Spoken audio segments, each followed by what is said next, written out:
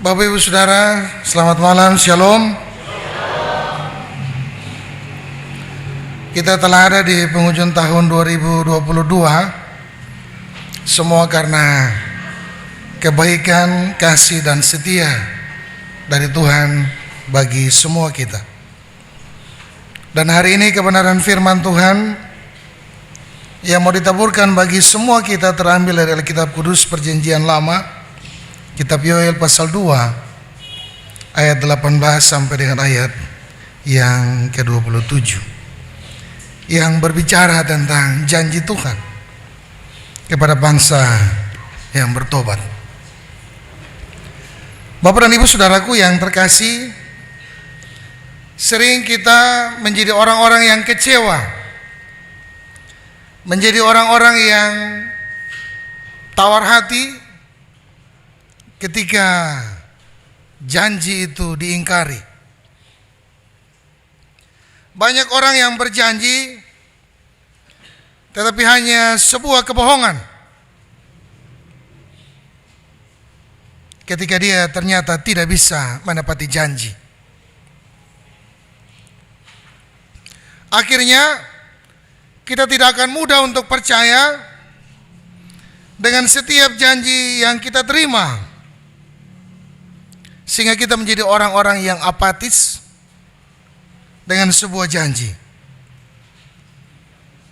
Bapak dan Ibu Saudaraku yang terkasih dalam Tuhan, mungkin ada di antara kita yang pernah berjanji untuk pasangannya untuk tidak lagi sama seperti yang kemarin-kemarin. Mungkin ada di antara kita yang pernah berjanji untuk anak-anak kita, kalau nilai bagus maka papa dan mama akan kasih hadiah. Tapi pada kenyataannya janji itu tinggal janji. Bapak dan Ibu Saudara yang terkasih, berbeda dengan janji Tuhan. Sebab ketika Tuhan berjanji, Tuhan tidak akan pernah mengingkarinya. Tuhan akan menepati janji itu dalam kehidupan setiap orang percaya. Tapi persoalan yang menarik saat ini Bapak Ibu Saudara, janji Tuhan akan digenapi dengan satu syarat. Janji Tuhan akan digenapi bagi setiap orang yang bertobat. Bukan kita bertobat hari ini, minggu ini, lalu hari Senin kita buat lagi, hari Selasa kita buat lagi, nanti hari Minggu kita datang bertobat lagi. Itu namanya tobat kumat. Bapak dan Ibu Saudara yang terkasih dalam Tuhan Yesus, Tuhan berjanji bagi setiap mereka yang berbalik meninggalkan kehidupan yang lama. Kalau dalam bacaan firman Tuhan, Tuhan berjanji bahwa Dia akan memberikan berkat lewat gandum, anggur, dan lain sebagainya. Tuhan berjanji akan memberikan tanah yang subur dan segala macam dalam bacaannya. Tapi persoalan yang mendasar yang harus kita renungkan untuk saat ini Bapak Ibu, ketika saudara dan saya, kita semua akan meninggalkan tahun 2022 ini, adalah bagi mereka, bagi saudara dan saya yang berjanji juga untuk bertobat.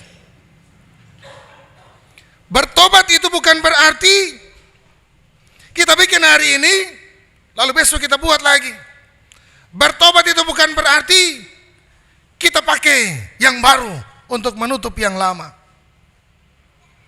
Tapi bertobat yang sebenarnya adalah meninggalkan kebiasaan tabiat kita yang lama, berbalik 180 derajat ke arah jalan Tuhan. Kalau yang selama ini biasanya kebiasaan kita di tahun 2022 malas datang ibadah, malas terlibat dalam kegiatan-kegiatan wadah, sektor. Bagaimana Tuhan mau menggenapi janji kalau kita tidak bertobat?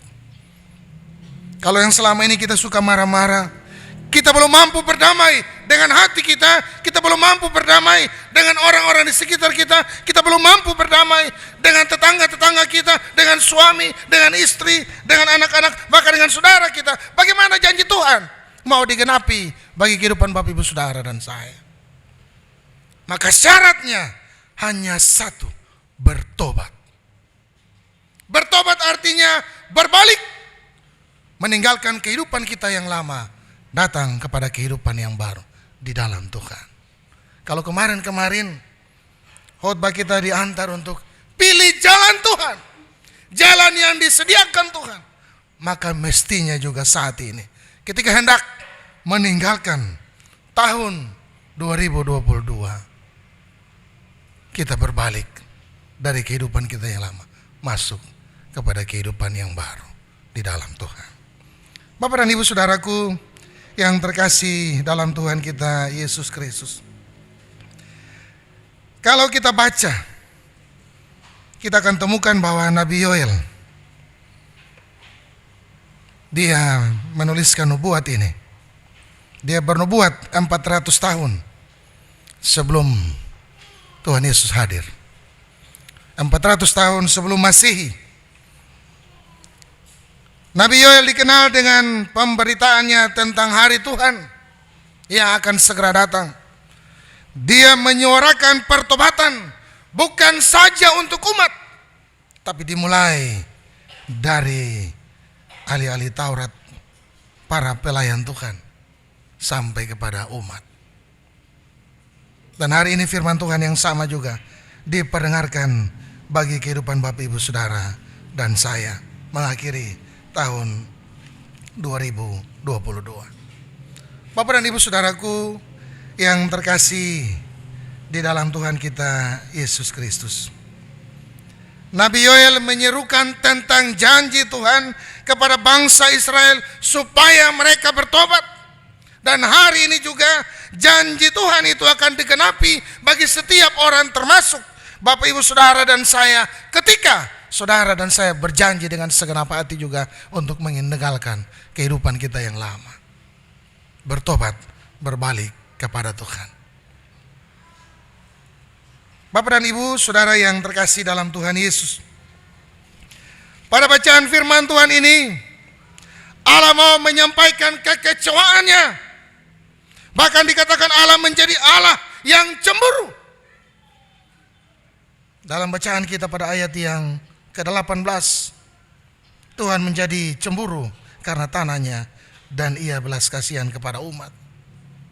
Kenapa Allah menjadi Allah yang cemburu? Itu berarti ada hal-hal yang dibuat, ada kesalahan-kesalahan yang dibuat, sehingga Allah bertindak sebagai Allah yang cemburu. Bapak Ibu, kita masih ingat ada 10 hukum yang diberikan oleh Allah kepada Musa dan bangsa Israel pada saat itu. Ada satu hukum yang sangat terkenal, bahkan sampai dengan saat ini. Anak sekolah minggu, ada yang tahu? Jangan membuat bagimu patung menyerupai apapun, dan jangan kamu sujud menyembah kepadanya. Lalu bagaimana dengan kehidupan Bapak Ibu Saudara dan saya di zaman sekarang ini? Apa itu Allah-Allah lain? Allah lain itu adalah uang. Allah lain itu adalah, kalau sekarang ini anak-anak yang masih kecil, anak-anak kita lebih condong pada HP. Segala sesuatu dilakukan, apa-apa sedikit HP, apa-apa sedikit HP. Kita mengidolakan HP lebih daripada tugas dan tanggung jawab kita. Pekerjaan kita lupa kepada Tuhan. Sebab kalau kita tidak bekerja, kita bilang mau kasih makan bini anak bagaimana. Bapak dan Ibu Saudara yang terkasih dalam Tuhan, Allah akan bertindak sebagai Allah yang cemburu, yang akan membalaskan kesalahan Bapak sampai kepada anak-anaknya gilir ketiga dan keempat. Jadi kalau Bapak dan Mama bikin, anak-anak yang dapat. Nah, supaya Allah tidak cemburu dan bertindak sebagai Allah yang membalaskan kesalahan kepada kita, maka syaratnya satu, bertobat. berbalik kepada Tuhan, hidup di dalam jalan Tuhan, jalan kebenaran. Bagaimana bukti nyata bahwa kita benar-benar bertobat? Perkataan yang keluar dari bibir mulut kita, kata-kata kita adalah kata-kata yang memuliakan Tuhan, kata-kata yang memberikan semangat, motivasi untuk orang lain. Bukan suka cerita orang pembusu, bukan tukang menggosip orang, tapi kata-kata itu adalah kata-kata yang memberikan semangat, penghiburan. Tindakan-tindakan kita adalah tindakan-tindakan yang menyenangkan hati Allah, yang menyenangkan hati sesama kita, bukan untuk dipuji, tapi itu bentuk dari tindakan konkret kita mengasihi Tuhan Allah. Bagaimana mungkin Bapak Ibu Saudara dan saya tidak lihat Allah lalu kita bilang kita mengasihi Allah, sementara kita masih baku marah dengan kita pun saudara, kita masih baku marah dengan kita punya istri, masih baku marah dengan teman. Bagaimana mungkin kita bilang bahwa kita mengasihi Allah, sementara orang yang kita lihat pun kita tidak mampu mengasihi dia? Bagaimana mungkin janji berkat Tuhan itu akan kita miliki? Maka firman Tuhan saat ini dengan tegas mengingatkan kita berbalik, bertobat. Bapak dan Ibu Saudara yang terkasih dalam Tuhan kita Yesus Kristus, Allah tetap menjadi Allah yang konsisten, Allah yang selalu menepati janjinya. Apapun persoalan kita, apapun masalah kita, ketika dia berjanji untuk menggenapinya, maka dia butuh pengakuan dari kita. Kalau kita tidak mengaku bahwa Allah itu Allah kita, lalu kita hanya bertobat sekadar supaya orang tahu bahwa oh iya, saya rajin ke gereja, tapi prakteknya tidak sama seperti dengan ke gereja. Bagaimana janji Allah itu digenapi atas kita? Tuhan akan mengusir semua musuh ke negeri yang kering dan tandus. Allah akan bertindak menolong kita, membebaskan kita, memberikan jalan keluar, solusi bagi setiap persoalan kita ketika kita menyandarkan hidup ini hanya untuk Tuhan Allah.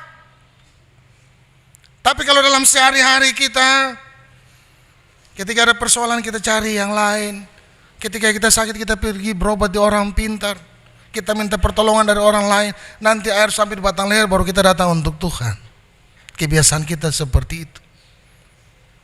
Tapi hari ini firman Tuhan mau mengingatkan kehidupan Bapak Ibu Saudara dan saya. Ketika kita bertobat, maka Tuhan akan bertindak dengan cara Tuhan menghalaukan semua persoalan dari hidup kita, memberikan jalan keluar bagi kehidupan Bapak Ibu Saudara dan saya. Bapak Ibu Saudaraku yang terkasih dalam Tuhan kita Yesus Kristus. Lebih lanjut dikatakan di sana dalam ayat 23 sampai ayat 25. Bersorak-soraklah dan bersukacitalah karena Tuhan. Jadi ketika saudara dan saya dengan sungguh dalam penyesalan dan pengakuan datang kepada Tuhan, bertelut dan meminta kepada Tuhan, mengaku dengan sungguh, menyesalinya.